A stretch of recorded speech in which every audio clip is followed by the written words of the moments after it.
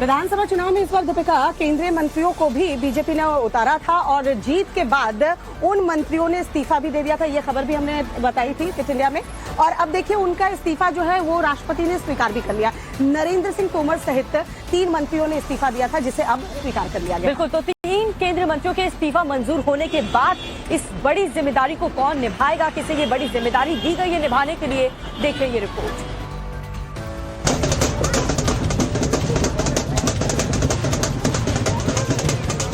विधानसभा चुनाव जीते 3 केंद्रीय मंत्रियों ने बीजेपी हाईकमान के फैसले के बाद इस्तीफा दे दिया था, जिसके बाद राष्ट्रपति द्रौपदी मुर्मू ने उनका इस्तीफा मंजूर कर लिया है। वहीं पीएम मोदी के सुझाव के बाद राष्ट्रपति ने इसके मंत्रालय की जिम्मेदारी अन्य मंत्रियों को सौंप दी है।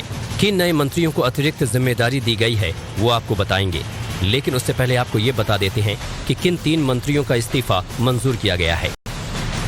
मध्य प्रदेश की दिमनी सीट से जीते केंद्रीय कृषि मंत्री नरेंद्र तोमर का इस्तीफा मंजूर कर लिया गया है।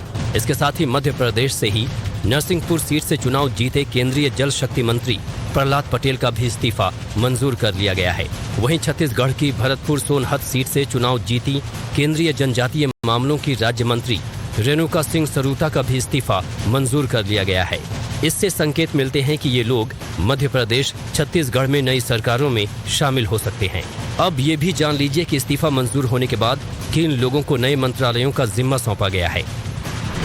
केंद्रीय जनजातीय कार्य मंत्री अर्जुन मुंडा को कृषि मंत्रालय का अतिरिक्त प्रभार सौंपा गया है। वहीं केंद्रीय कौशल विकास राज्य मंत्री राजीव चंद्रशेखर को जल शक्ति मंत्रालय का अतिरिक्त प्रभार मिला है। केंद्रीय कृषि राज्य मंत्री शोभा करंदलाजे को खाद्य प्रसंस्करण मंत्रालय में राज्य मंत्री का अतिरिक्त प्रभार दिया गया है।